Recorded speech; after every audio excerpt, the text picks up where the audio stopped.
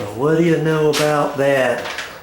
Here we got the box in here. I've got the mud on here. Put self-adhesive webbing tape on there. I put 2 coats of Quickset on there, and I used 20 minutes.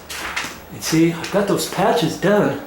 I smoothed them out, and I'm gonna let that set for tonight. I could have put another coat on, but I'm tired.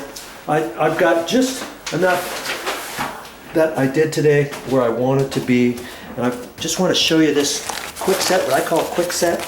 It's called lightweight setting type joint compound, easy sand, and it says 20. That means 20-minute mud, and I call that hot mud, Quickset, whatever. So after I put the webbing tape on, I mixed it up. It comes dry, and I mixed it up, and I put that on there.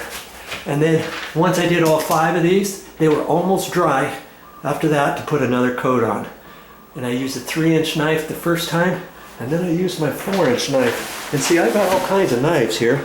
And here's my little container. It's plastic. They have stainless steel ones too. And I'm just showing you, you can use the plastic one. And I use this bottle, and then I use that to mix my mud with. And see, I use this one here to mix with because it's easier to mix. And I put on all the self-adhesive webbing tape and stuff, and the first coat with the 3-inch knife. Then I use the 4-inch knife.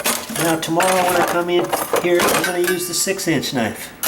And when that dries, I'm going to use a 10-inch knife.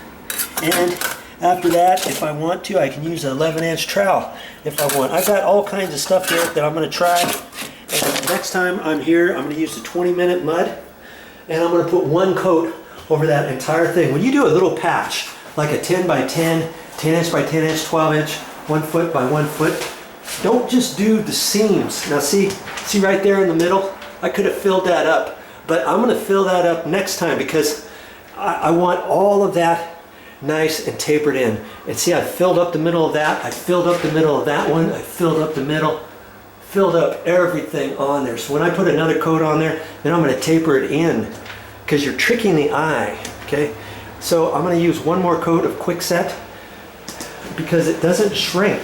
And so after the next coat of Quickset dries, then I can get into regular all-purpose joint compound, and I'm going to put that on after that. Hey, you want to learn how to put sheetrock mud up and stuff? I got on my channel, you scroll down to playlists, go to my main channel area under playlists, and then scroll down, and it says all about sheetrock or I don't know, how to patch a sheetrock hole or something.